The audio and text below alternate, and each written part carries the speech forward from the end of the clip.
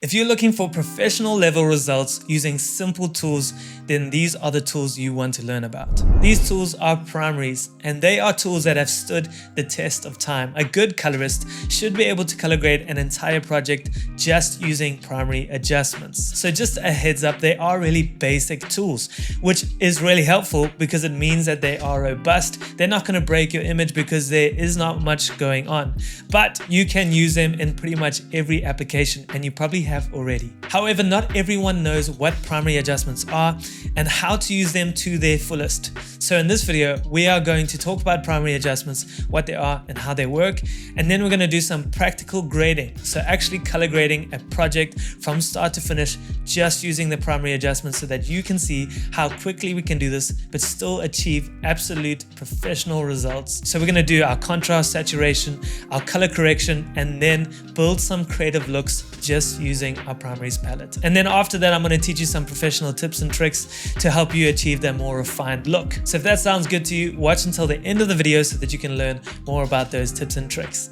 So here we are in the color page of DaVinci Resolve. And if you open up this wheel over here, you'll open up your primaries and your color wheels. So you've also got three different options here, as you can see. So we've got our color wheels, color bars, and we've got our log wheels. So the color wheels and the color bars are actually exactly the same, just with different interfaces. But the log wheels are a little bit different, and we'll get to that just now. So coming back to our color wheels, you can see that we've got 4 different wheels, and then we've got all these different tools available on the top and the bottom. So we've got our lift, our gamma, our gain, and our offset. These are the 4 traditional tools used for primary adjustments. And so a lot of what we're going to be doing is going to be focused in these. So let's get to know them a little bit more. So our lift is basically our shadows region, our gamma is basically our midtones region, and our gain is pretty much our highlights region, but the offset affects the entire image altogether. So I'll show you an example in just a couple seconds. But a good thing to know is that lift, gamma, gain doesn't work like your shadows, midtones, and highlight sliders would in like Premiere or Lightroom, for example. Any adjustments made with these 3 wheels are actually going to affect your entire image in some way or another. However, those adjustments are going to stem from the region of that tool. So for instance, if we make an adjustment in our lift, you can see that all of the information in our parade scope is moving. If we make it from the gamma, all of the information is moving as well, but just different to how it moved in the lift. If we make an adjustment in our gain, same thing, all the information moves just differently. As you can see with the gain, it seems to be pulling from the top, if I could explain it that way, whereas with the gamma, it seems to be pulling the information up from the middle, and then with the lift, right from the bottom, but everything moves all together. So I have a quick example to show you, so it'll make it a little bit easier. I'm going to change to our waveform here, and now we have a grayscale image, so going from shadows all the way to highlights with midtones over here, and we've got in our waveform this one line which represents that information. So if I move my lift, you will see that the adjustment starts from here and then moves all the way up as I compress the image, just like that, right? So with our gamma, you'll see that it will kind of pull the image from up here this way, and it will work kind of weirdly. It sort of tapers off here. So let's pull up our gamma and show you, right? So that's what that looks like. And this is what happens when we move our gain. It's a lot more linear. It just pulls the adjustment this way. So I want to just quickly go back and explain why these log wheels are different. So this is what I was used to looking at when I came into DaVinci Resolve with shadows, midtone, highlight. That is kind of what it looks like when you're working in Lightroom, which was my background. So I'm going to go back to our adjustment clip, or back to our gradient. So if we come to our shadows and I pull up my slider, you can see that we actually have a hard limit over here. So any adjustments made to the shadows and the log wheels is only going to be affecting image data between this 384 IRE all the way down to 0. Same thing with our highlights. If I pull that down, you can see there's a hard limit probably somewhere around here. So from 640 upwards, that's where the adjustments are going to be made. And our midtones are very tight within those 2 hard limits. So that's why log wheels are so great for refining your image. They are still primary adjustments, but in my opinion, they sort of on the edge of primary adjustments because you are making such specific changes with these wheels, but they are really great for refining your image and getting a better look, which is what we're going to do a little bit later. So back in our color wheels, let's talk about the anatomy of these color wheels. So let's start on our lift. We have our actual color wheel, and then we have these 4 sliders down here, which are just represented as numbers with a little line underneath them. So the white line represents our luminance, which is our brightness. The red, green, and blue, those are the red, green, and blue channels within that image. And then we have this little wheel below, which is how you can affect all of those different channels with one wheel. And that applies across all 3 of these wheels. But our offset is kind of different.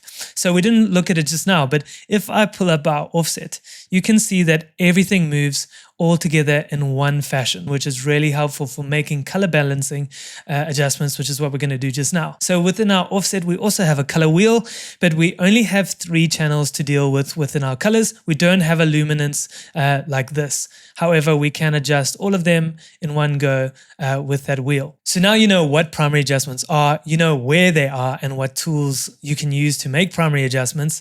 Let's actually start doing some practical color grading. So I'm just going to do this project. It's quite a quick project. It's gymnastics, people doing gymnastics. So we've got a couple shots here. I'm going to try not to spend an hour doing all of these shots. What I'm going to do is I'm going to focus on a hero shot, which is probably going to be this one over here. So I'm just going to quickly build out a node tree. I will explain the node tree a little bit later, but it's really just going to be simple so that we can make this nice and easy to follow. Before we carry on, let me tell you how you can get a pro license to a music licensing platform for just $59. I've been using audio for a while now, and I can tell you firsthand that they offer top quality music and sound effects produced by actual real artists. Their platform also has loads of cool AI features that make finding the right music for your project so much simpler. With a pro license, you can type anything into Hunt's AI and it will suggest relevant music matching your description. You can literally type anything and it will find something really good. You can also use Link Match AI to paste a link to your reference song, and it will find you music that is relevant from its daily growing library of tracks. You can even download individual stems of your music so that you can have ultimate control of the sound elements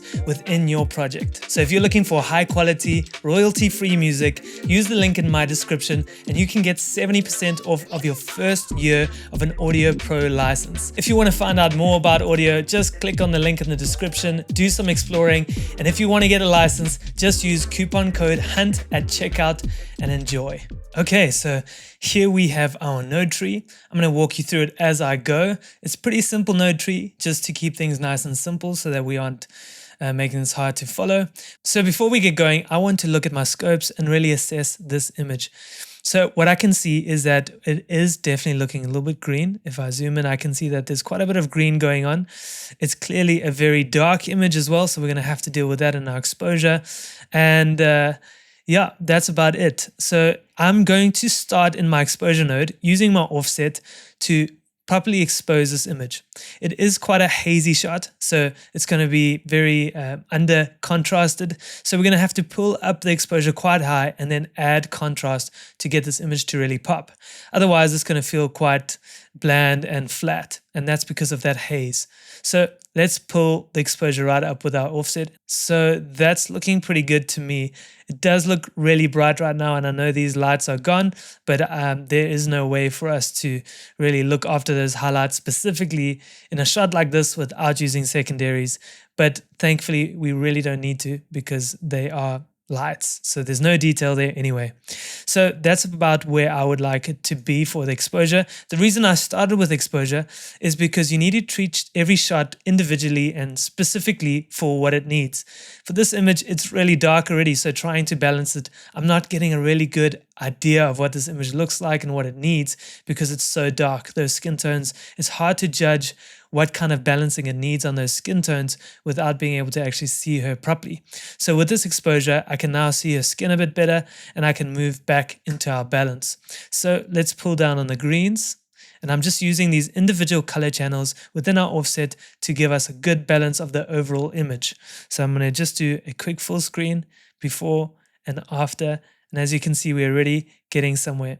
I'm going to pull up in our blues just so slightly. What I'm trying to do is get a really good balance of her skin tone, make them look really nice and natural, but also create some really good color separation within an image so that we can see the skin and we can see the background, and there's this nice separation which is going to help us get some nice strong looks. So this is before and this is after.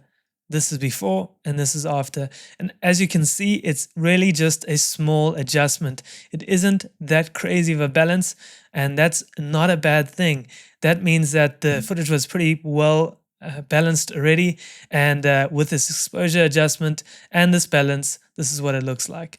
So now we have a pretty decent image. We are going to move on to our contrast just now, but before we do that, what we want to do is get all of the other clips within our image to now be balanced and exposed to match this shot how they need to be. So obviously this silhouetted shot is not going to match this shot in terms of exposure, but what we do want to try and do is get it into a similar kind of world. So I'm going to just go through this and just match all of these shots to here. Then we'll move on to actually doing contrast, saturation, build a look on our hero shot, and all of the other shots should be able to fit into that look really easily. So I'm going to go and do that so long. As I'm going, I just want to show you a quick tip that I really like to use to be able to get a good balance from my hero shot. So I'm going to right click on my image here and say grab still. And this is my hero shot that we've already done the balancing on. And I'm then going to go back into here, go to the shot that I'm working on, and then make sure that your still is selected. Click on image wipe. And now this image is being wiped across the image that I'm working on. And that way I can use this as a good reference to get a good balance and match them closely. Another quick tip as I'm going is I just want to look at my project and see what shots are really similar. So I know that this shot and this shot is quite similar. I think they are follow-ons. So is this clip and this clip. So what I'm going to do is I have balanced this one. I'm just going to right click. I'm going to select on the clip that I want to be copying the grade onto. And then I'm going to right click on the clip that I want to copy the grade from. And I'm going to say apply grade. And now what it's doing is copying that grade across and balancing those images already. So now when I start working on this image, there's probably a lot less that I need to do to get it to match my hero. So now that I have balanced all of my shots, I can come back to my hero shot, do the contrast, saturation, and then we can start building a look on top of that and seeing what we want to do for this project. So I just realized we never actually spoke through the node tree. So always I want to start with a noise reduction node, which is just going to mean that after doing the noise reduction, this image is going to be really nice and clean so that all of the adjustments afterwards are going to be working off of that clean image. Then we've got our balance node so that it's again clean and there's some good separation so that when we do our exposure, contrast, and saturation, that's coming off of this nice clean balanced image. Then we've got our contrast, our saturation, and then our look right at the end. And then we have an adjustment node, which is where we're going to do that final refinement with the log wheels a little bit later. So let's do our contrast. And because I am working in a color managed workflow, I have my timeline color space at DaVinci Wide Gamut Intermediate, which is what I like to work in. If you don't understand that, go and watch my previous video. We talk about that quite a lot. So I'm going to change my pivot to 0.366 as close as I can, at least, and then pull up my contrast. And this is just the correct pivot place to be in for this color space that we're working in. So I'm going to bring my contrast to around there. That's before and that's after. I'm just going to close that quickly. So that's before and that's after. And I'm kind of liking where it's at. But what I'm going to do now is start to use my lift, gamma, and gain to really dial that contrast in. So I want to pull my lift down a bit and pull my gamma down a bit. And what I'm trying to do is create some more depth and separation within this contrast. So I'm just balancing between the two or between the three different wheels to really try and get this some depth in this image that needs to come out. So pulling down on my gamma and pulling up on my gain. What I'm trying to do is create some contrast within the midtones, and that's where you get some really nice popping images. So that's before and that's after now, and I'm really liking it. But what you're seeing here is probably a lot of noise, and that's because I haven't done the noise reduction yet. So I'm going to quickly just do some noise reduction. If you've never done noise reduction, you can just follow what I'm doing on the screen and you'll get a great result. So I don't know if you can see it, but that's before and that's after, and it definitely looks a lot better. So this is before and this is after. So coming to our saturation node, I want to show you how to add saturation to your image, but there is one method that I really recommend over the others. So the one that you're most likely more familiar with is by pulling up on the saturation slider right here. I'm going to do that, and while I do it, I want you to just watch our scopes rather than looking at our image. So as I pull them up, you can see how all these channels are so greatly affected. Looking at our image now, you can see that these reds are really bright. Everything is really bright and just doesn't look good at all. People might say, oh, that's nicely saturated, but to me, that just looks like someone who doesn't know what they're doing. So I'm going to reset that node quickly, and I'm going to show you the next method, which is coming to color slice and using this to add saturation. Keep an eye on the scopes here and see what they do as I add saturation. So this is a much better method to add saturation, as this saturation looks a lot deeper and a lot more natural, but it's still not my favorite method, and there's a couple reasons for that.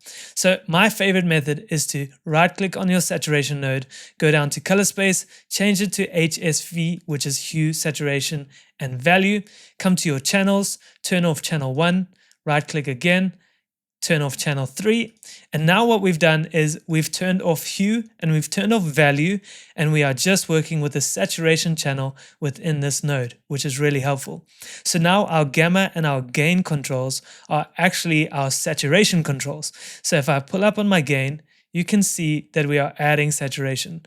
Again, pay attention to our scopes here and watch how little actually changes within our luminance here. So as I pull up our gain, and I'm really saturating this image, there isn't a huge amount that's going on here, but we are still getting a really nice saturation here. It's really nice and deep, and it looks a lot more natural. It's quite a bit for my taste, so I'm going to pull back. The gamma control works very similarly to how our color boost would, so it's going to saturate the most desaturated parts of our image first. So I'm going to pull that up very slightly, somewhere around there, and then pull up the gain somewhere around here. And that's a good saturation to me. So now that this image is looking pretty decent, what we can do is start building our look and being more creative. So the method that we're going to use to actually create our look is something called split toning. And that's essentially where we are adding color to different tonal regions. So I'm going to add it or subtract a specific color from my lift or from my shadows, and add or subtract a specific color into my highlights, so that we get this complementary feel going on within our image. So it's really easy to create beautiful looks with this method, but the best one that I like to do is to create something of a little bit of a teal and orange kind of look. So I'm going to go straight into my lift, and I'm going to pull down on my red channel, which is going to introduce some teal into the image. So I'm going to pull down on the reds, and just with that one movement you can see what we've done. So we've introduced quite a lot of teal into the image. So it is quite a lot. I'm going to pull back, and then I'm going to pull up on the blue slightly, somewhere around here. And now we have this nice blue happening in the image. But like I said before, it is a balancing act. So we're going to come back into our gain, and we're going to pull down on our blues. So we introduce some yellow, pull down on our greens so that we can make that feel less yellow. And now we have this lovely warmth going on in her skin. Let's pull that back slightly again on the green. And now we're getting somewhere. I'm going to keep doing this, pulling back on the red, and we're just going to keep balancing just like I am now. So now I'm going to introduce more teal into the image, bring up some blues. That's looking pretty good now. So that's before and that's after. So now what I'm going to do is in our gamma, which is our midtones, where her skin is most likely sitting, I'm going to reduce some of those greens so that we can get her skin to feel a little bit more natural. So that's before and that's after our look. So it's not as strong as I want it to be just yet. So what we're going to do is just keep pulling down here and adding some blue and pulling down on the red and then pulling down on the green. And we're just going to keep doing this until we feel like that we have a nice, strong look going on in this image. So to me, this is looking really good. That's before and that's after. And as you can see, it's quite a big change. You can see that the tones look a lot more constricted in some way. There's a lot less going on in terms of all these different colors. It feels like we have now put our image into one color palette, which is this lovely red, this warmth, and this teal in our image. And that's what we want from a good look. So if I wanted to refine this look even more, what I would do is come into our adjustments, go to our log wheels, and this is where I'm going to use my shadow, the different color channels within my shadows to really get those blacks to look a lot better. So I'm going to pull down on the green slightly. I don't want to remove the look from my image, but I do want to make it feel a lot more natural and balanced. And so I'm just going to slightly do some changes like that. So that was before and that's after. And as you can tell, it really is just a small change, but especially in the vignette around our image here, you will be able to see how we just balancing this and making it feel more natural. So even underneath here, it just feels as if we've gotten rid of some gunk, as some people like to call it. So that is how we use our primary controls to create a really beautiful look. And obviously now what I would do is apply this look to the rest of the clips and then balance them or just adjust them so that they all work within this look. But what we have done in this video is we have used our primary controls to balance our images, make them look really good with exposure, contrast, saturation in the right way. And then we have created this beautiful look just using our primary wheels, and we've done some split turning, and the image is looking really good. So there's so many different ways that you can use primaries within your color grading. You don't have to limit yourselves to just using primaries, but you also don't have to stray away from just using primaries. As you can see, primaries are great tools to be able to get through a whole project really quickly and get beautiful results that still feel refined and professional. So if you enjoyed this video, please hit the like button and the subscribe button, and I'll see you again in the next one.